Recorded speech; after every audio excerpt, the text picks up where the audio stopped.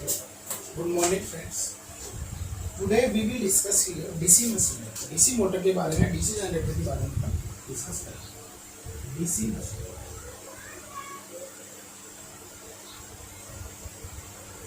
DC machine के बारे में डिस्कस करेंगे. तो इससे पहले अपन ने ट्रांसफॉर्मर के बारे में पढ़ा था. ट्रांसफॉर्मर क्या होता है कि आपका स्टैटिक डिवाइस समझ लो, या एक ऐसा आपका इक्विपमेंट होता है जो एक सर्किट से दूसरी सर्किट में या एक फर्स्ट प्राइमरी से सेकेंडरी में आपकी एनर्जी को ट्रांसफर करता है. इन मैग्नेटिक पाथ में करता है. इसमें कोई रोटेशन पार्ट भी नहीं होता ट्रांसफॉर्मर में.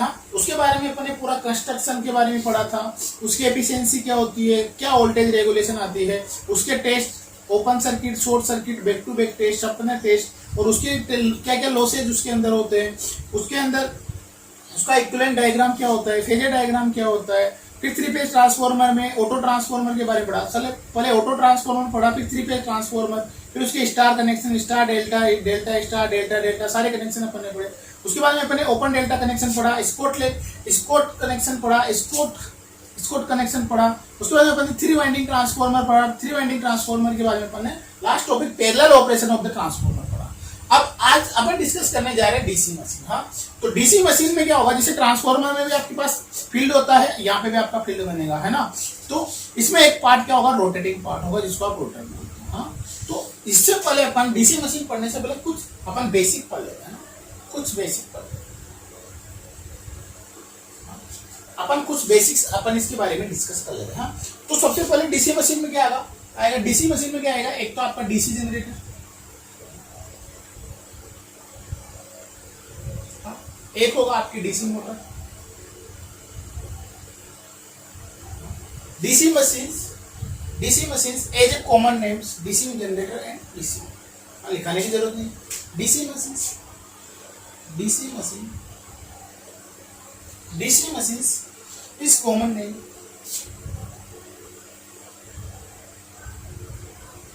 For DC generator and DC machine.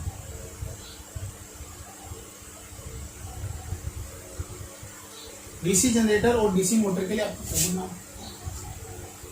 अब यहाँ पे आपको ये भी पता होना चाहिए, दोनों किस पे वर्क करते हैं, electromechanicals, which are basically electromechanical conversion device, जो कि क्या है, which are basically electromechanical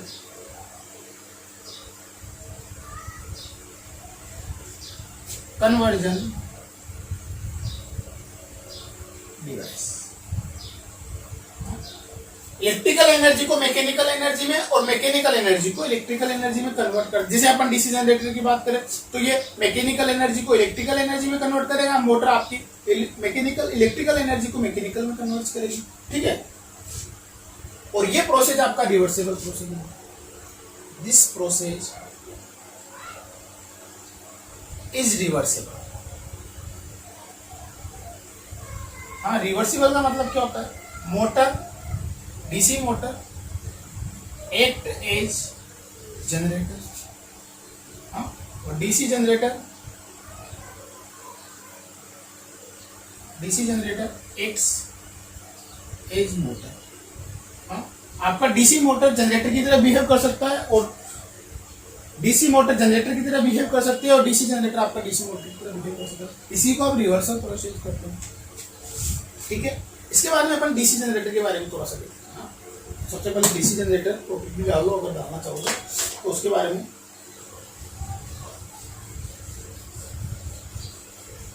DC generator, basic चल रहा है ना, कोई डीसी जनरेटर दोनों का कॉमन भी मान लो. डीसी जनरेटर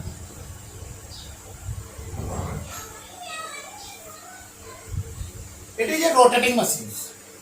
एक रोटेटिंग मशीन होता है, rotating electrical machine design to, it is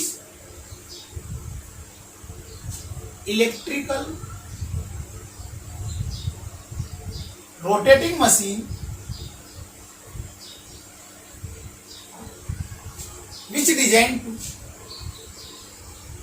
जो डिजाइन की जाती है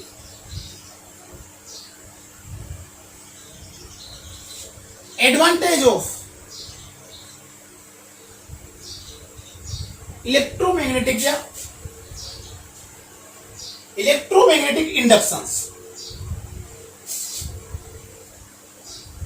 इलेक्ट्रोमैग्नेटिक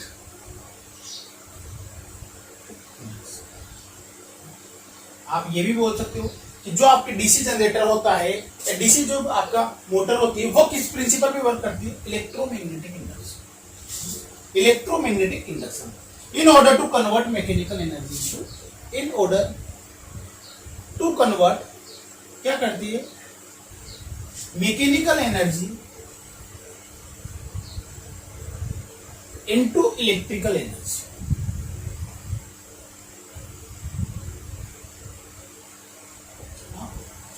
जो आपके डीसी जनरेटर होता है उसको डिजाइन किया गया है किस प्रिंसिपल पे डिजाइन किया गया है, इलेक्ट्रोमैकेनिकल या इलेक्ट्रोमैग्नेटिक इंडक्शन। हाँ, ये क्या करता है, मैकेनिकल एनर्जी को इलेक्ट्रिकल एनर्जी में कन्वर्ट करता है। हाँ, अब अपन जो इलेक्ट्रोमैग्नेटिक का जो लो होता है, जो इलेक्ट्रोमैग्नेटिक इंडक्शन का जो लो होता है उसको अपन डिस्कस करते हैं। हाँ, तो फेराडे ने सबसे पहले इसके बारे में बताया, फेराडेज इलेक्ट्रोमैग्नेटिक इंडक्शन। सबसे पहले अपन पढ़ते हैं फेराडे का electromagnetic induction. Faraday electromagnetic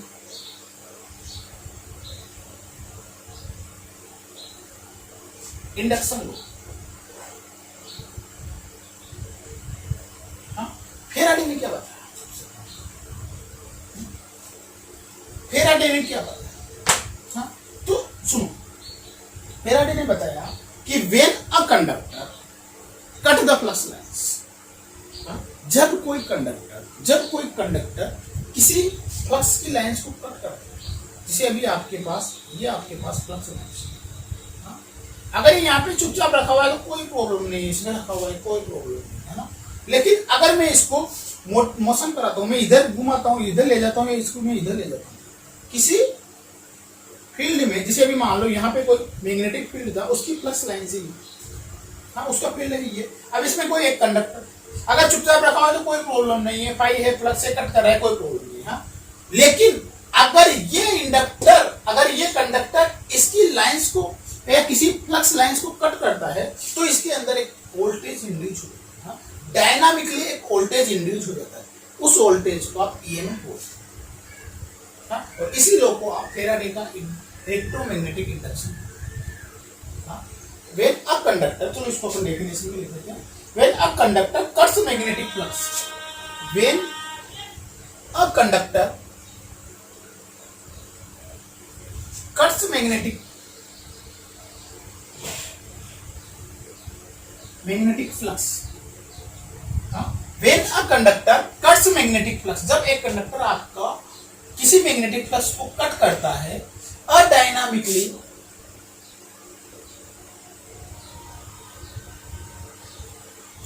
induced voltage अडायनामिकली voltage induced है, induced voltage is produced in it. जब आपका एक conductor, when a conductor cuts the magnetic flux, जब आपका कंडक्टर मैग्नेटिक फ्लक्स को कट करता है तो एक डायनामिकली इंड्यूस्ड वोल्टेज प्रोड्यूस हो जाता है किसके अंदर, इस कंडक्टर के अंदर। Whereas voltage is also electromotive force. Whereas जहां पर voltage also electromotive force. Voltage also electromotive force.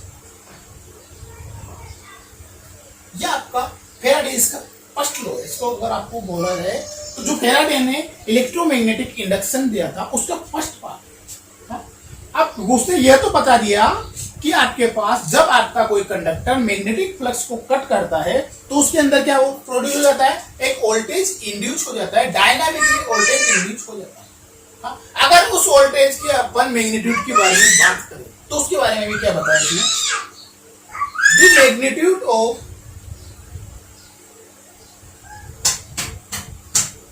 the magnitude magnitude of magnitude of एक मिनट है ना वेट करते हैं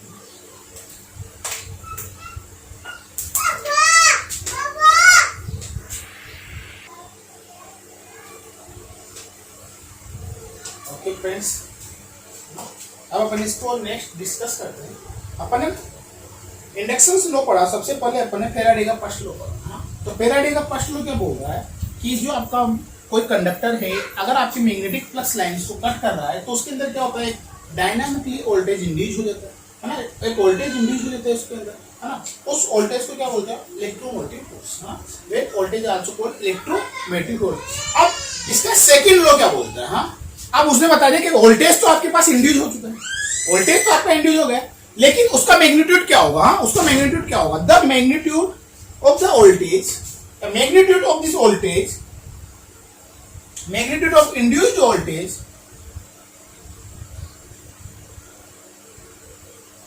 is directly proportional to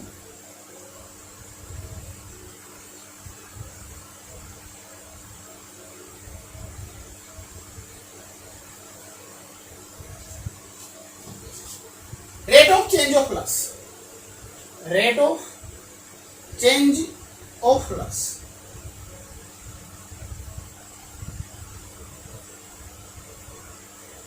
क्या आपका जो मैग्नीट्यूड होगा इंड्यूस्ड वोल्टेज का जो मैग्नीट्यूड होगा वो किसकी प्रोपोर्शनल होगा rate of change of flux के या फ्लक्स लिंकेज की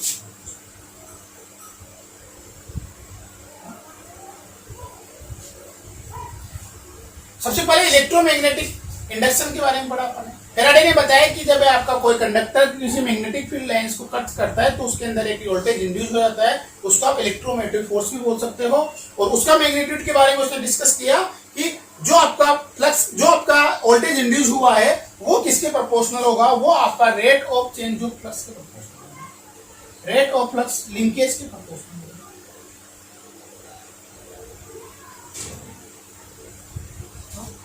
lambda is the flux linkage again is the number of turns n is the number of turns और plus fi is the flux per turns ठीक है अब अपन इसमें एक term आया फ्लक्स फ्लक्स क्या होता है फ्लक्स क्या होता है फ्लक्स लिंकेज क्या होता है ये भी अपने को पता होना चाहिए तो अपन फ्लक्स के बारे में डिफाइन करते फ्लक्स को डिफाइन करते फ्लक्स क्या होता है flux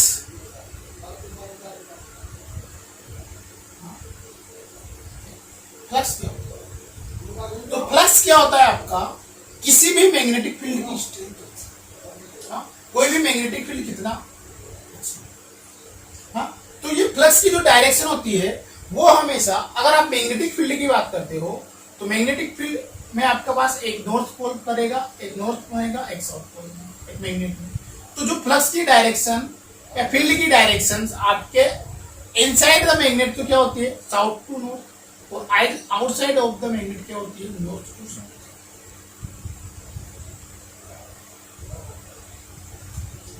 inside the magnet inside क्या होती है आपके पास field line south to north outside क्या होगी आपके मैग्नेट नॉर्थ टू साउथ तो फ्लक्स क्या होता है फ्लक्स के बारे में अगर अपन देखें तो the amount of magnetic field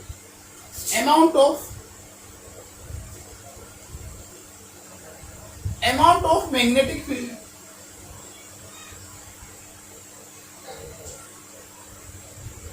the amount of magnetic field around the magnet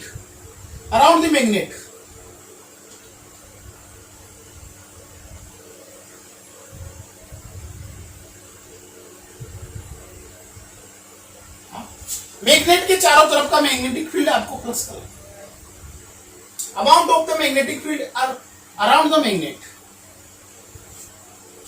which represented by line of force which represented by line of force. अगर इसकी यूनिट के बारे में बात करें तो इसकी यूनिट होती है वेबर। अगर सिंबल की बात करूं मैं, सिंबल होता है आपका साइन। फ्लक्स क्या होता है आपका, किसी भी मैग्नेट का, किसी भी मैग्नेट के चारों तरफ कितना magnetic field, the amount of magnetic field, amount of magnetic field around the magnet, जितना अपना मैग्नेटिक फील्ड स्ट्रॉन्ग है, उसको फ्लक्स बोलते हैं। जितना ज्यादा स्ट्रॉन्ग होगा उतना ज्यादा फ्लक्स होगा। इस represented by line of the force, इसको लाइन ऑफ द फोर्स कितना भी हो सकता है भाई, ये एक ही नहीं है, ज्यादा भी हो सकती है। और इनसाइड द फ्लक्स लाइन, किसी मैग्नेट के अंदर flux line south to north होती है, बाहर आपके पास north to south. Flux linkage क्या होता है, सेकंड एक टर्म हो रहा है अपने पास, फ्लक्स लिंकेज। फ्लक्स तो आ गए अपने पास, फ्लक्स लिंकेज क्या होता है।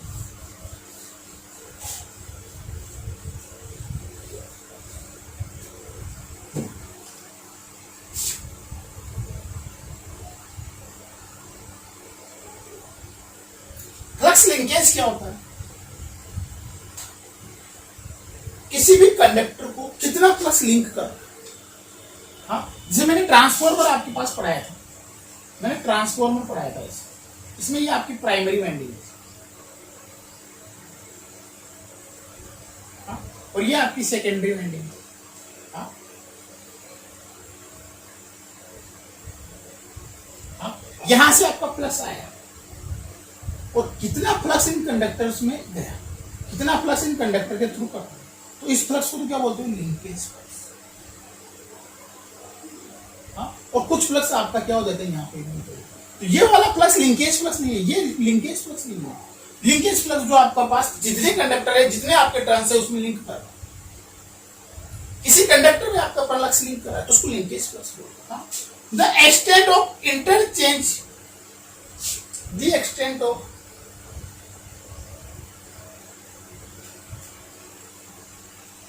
Interchange, extent of flux,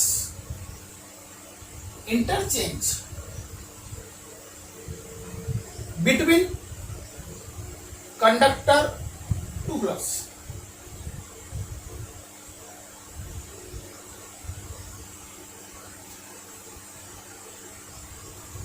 conductor and flux, या फिर flux and conductor और flux and conductor। जितना आपके पास फ्लक्स इस कंडक्टर के साथ लिंक कर रहा है, ये कंडक्टर आपके पास कितने उसके साथ लिंक कर रहा है, उसको बोलते हैं फ्लक्स लिंकेज। हाँ ठीक है, अपन आगे बढ़ते हैं।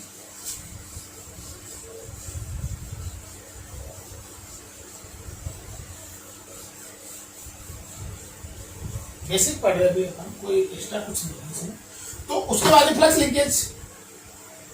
अब फ्लक्स लिंकेज के बारे में थोड़ा सा और देख लेते हैं। हाँ देखो, जो आपका फील्ड होता है दो तरीके का होता है, टाइम के साथ वेरी भी करता है, टाइम के साथ इनवेरी भी करता है। जो आपका फील्ड होता है, फ्लक्स होता है, फील्ड होता है, वो आपके साथ दो तरीके का होता है। आपका फील्ड दो टाइप का होता है, टाइम वेरिएंट और टाइम इनवेरिएंट। टाइम के साथ वेरी हो रहा है, अगर टाइम के साथ आपके फील्ड की स्ट्रेंथ और फील्ड का मैग्नीट्यूड अगर आपके साथ वेरी हो रहा है तो टाइम वेरी, और अगर वेरी नहीं हो रहा तो टाइम इनवेरी। ठीक है, तो मैं लिखता हूं कि जब आपका कोई कंडक्टर्स होता है, कोई कंडक्टर्स होता है, अगर वो टाइम वेरिंग फील्ड में है तो ऑटोमेटिकली टाइम वेरिंग है, तो ऑटोमेटिकली उसको कट कर रहा है, कुछ भी आपको करने की जरूरत नहीं। लेकिन अगर आपके पास टाइम इन वेरिंग है, टाइम के साथ अगर आपका फील्ड वेरिंग नहीं हो रहा तो आपको कंडक्टर का मोशन कराना है, आपको कंडक्टर का मोशन कराना। अगर आपका फील्ड स्टेशनरी है तो कंडक्टर को रोटेटिंग कराना पड़ेगा, और अगर आपका फील्ड टाइम वेरिंग है और फील्ड टाइम के साथ वेरी हो रहा है तो आपको कंडक्टर स्टेशनरी कुछ भी नहीं, इंड्यूस वोल्टेज इंड्यूस रहेगा। भाई दोनों में से कुछ ना कुछ आपके पास एक क्या होना चाहिए, आपके पास वेरिएबल होना चाहिए, रोटेटिंग होना चाहिए, मोशन में होना चाहिए। तो या तो आप फील्ड को कराओ तो टाइम वेरिंग, अगर आपका टाइम वेरिंग नहीं है, टाइम इन वेरिंग आपका फील्ड है, तो आप कंडक्टर को मोशन में कराना। आपको वोल्टेज को इंड्यूस कराने के लिए आपको कंडक्टर को मोशन में कराना पड़ेगा। ठीक है, लिख लेते हैं अपन। When flux is time invariant, when flux is time invariant.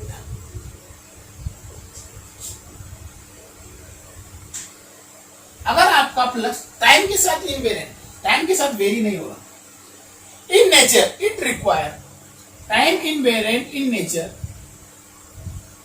It require a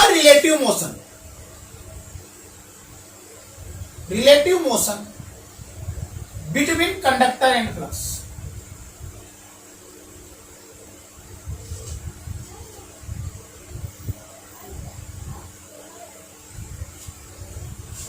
अगर आपका फ्लक्स टाइम के साथ इनवेरिएंट है तो अगर आपको वोल्टेज इंड्यूस करवाना है तो क्या रिक्वायरमेंट होगी? Relative motion between conductor and flux, या फिर फ्लक्स एंड कंडक्टर, बात बराबर है। In order to have effective flux linkage between them, इसके लिए in order to have flux linkage या इफेक्टिव फ्लक्स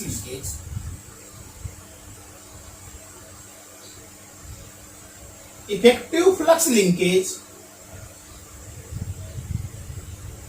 बिटवीन देम, उन दोनों के बीच में अगर आपको इफेक्टिव फ्लक्स लिंकेज लाना है तो या तो आपको फ्लक्स को वेरिएबल बनाना पड़ेगा, या फ्लक्स को रोटेट कराना पड़ेगा, फ्लक्स को घुमाना पड़ेगा, या फिर कंडक्टर को घुमाना पड़ेगा, किसी न किसी एक के बीच को घुमाना पड़ेगा ताकि उन दोनों के बीच में रिलेटिव मोशन आ जाए। उन दोनों के बीच में क्या है? रिलेटिव मोशन आ जाए और आपका वोल्टेज इंड्यूस हो जाए। If the flux is time varying, अगर आपका फ्लक्स इज टाइम वेरिंग, अगर आपका फ्लक्स टाइम के साथ वेरी हो रहा है, इन नेचर, अगर आपके फ्लक्स का नेचर टाइम के साथ वेरी हो रहा है तो आपके पास कोई रिक्वायरमेंट नहीं, then it automatically link with the conductor, then it automatically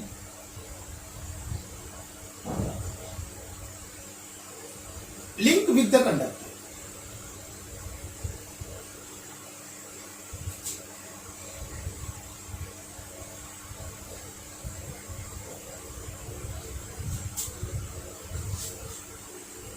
No need to relative motion।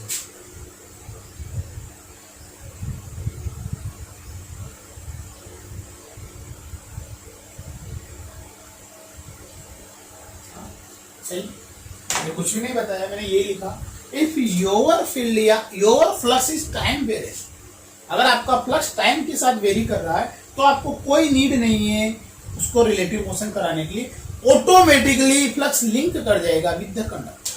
When it automatically linked with the conductor, no need of the relative motions। लेकिन अगर आपका फ्लक्स टाइम इनवेरिएंट है, if a flux is time invariant in nature, it requires relative motion between the conductor and flux। तो आपको या तो conductor को घुमाना पड़ेगा या फिर फ्लक्स को घुमाना पड़ेगा। हाँ, in order to have effective flux linkage between them, अगर आपको effective flux linkage चाहिए तो आपको एक न एक को घुमाना पड़ेगा। ठीक है।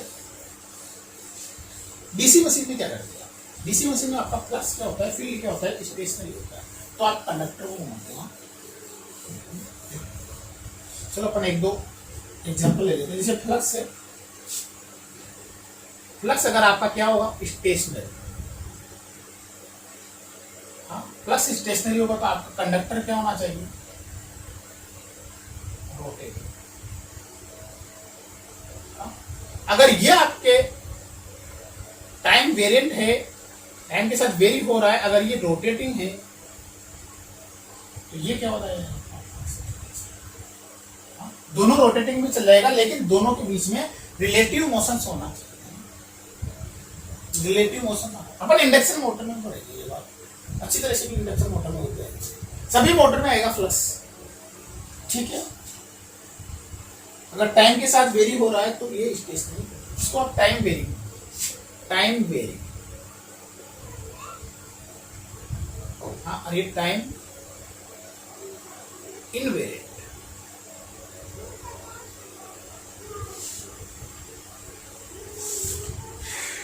ठीक है। ट्रांसफॉर्मर अपन ने पढ़ा है, उसके केस में क्या होगा? अपन ट्रांसफॉर्मर पढ़ चुके हैं। हाँ, अपन ट्रांसफॉर्मर पढ़ चुके हैं। हाँ, तो ट्रांसफॉर्मर के केस में क्या होता है, देखो मैं बताऊं। अगर ये आपका ट्रांसफॉर्मर, देखो मैं दोनों केस ले रहा हूं, आप टाइम वेरिंग फ्लक्स भी दे रहे हो और टाइम इन वेरिंग फ्लक्स भी। सुनो, इसको लिखाने की जरूरत नहीं है, केवल मैं डिफाइन कर रहा हूं, केवल मैं आपको समझाने की कोशिश कर रहा हूं, है ना। इसको मैं लिखाऊंगा नहीं, है ना। अपन ट्रांसफॉर्मर में इसके बारे में पढ़ चुके हैं। अगर मान लो मैंने यहां पे कौन सी सप्लाई दे दी, प्लस माइनस डीसी, करंट गई, करंट फ्लो हुई एन इंटू आई के एमए बना, एम्पियर टर्न्स। तो यहां पे आपके पास फ्लक्स भी बनेगा, ये आपके पास फ्लक्स बनेगा, लेकिन ये फ्लक्स क्या बनेगा, जो आपका फ्लक्स बनेगा ये क्या होगा, आपका स्टेशनरी होगा। ये आपका फ्लक्स क्या होगा, स्टेशनरी होगा। हाँ, ये टाइम इनवेरिएंट फ्लक्स होगा। हाँ? ये आपका फ्लक्स क्या होगा, टाइम इनवेरिएंट होगा, क्योंकि फ्लक्स क्या होगा, एमएफ डिवाइडेड बाय रिलक्टेंस। अगर इन दोनों को मैं कांस्टेंट ले लेता हूं तो क्या हो जाएगा, करंट के प्रोपोर्शनल होगा, और जो करंट होगी अगर आपके पास 5 एम्पियर तो 5 एम्पियर, 10 एम्पियर तो 10 एम्पियर के अकॉर्डिंग आपका फ्लक्स हो जाएगा। हाँ, तो ये जो आपका फ्लक्स है टाइम इनवेरिएंट है। अगर मेरे पास टाइम इनवेरिएंट फ्लक्स आ रहा है तो यहां पे कोई आपके पास D pi by D T 0 हो जाएगा। अगर इस जगह पे वोल्टेज आपका इंड्यूस 0 वोल्टेज है, अगर यहां पे आपके पास कोई वोल्टेज इंड्यूस नहीं हो रहा, तो ये सारी की सारी सप्लाई आपने किसी कंडक्टर को दे दी, तो कंडक्टर क्या होगा, ये शॉर्ट सर्किट हो जाएगा और आपका प्राइमरी वाइंडिंग जल जाएगी। यहाँ पे कोई इंड्यूस वोल्टेज नहीं हुआ, इसका कोई ने इफेक्ट नहीं किया।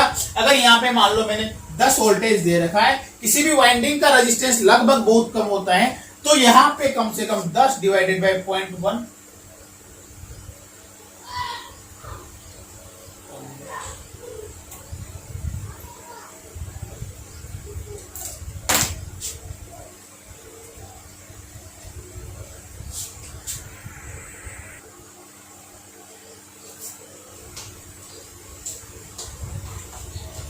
सॉरी फॉर दिस इंटरप्शन, थोड़ी लाइट वाइट की प्रॉब्लम है।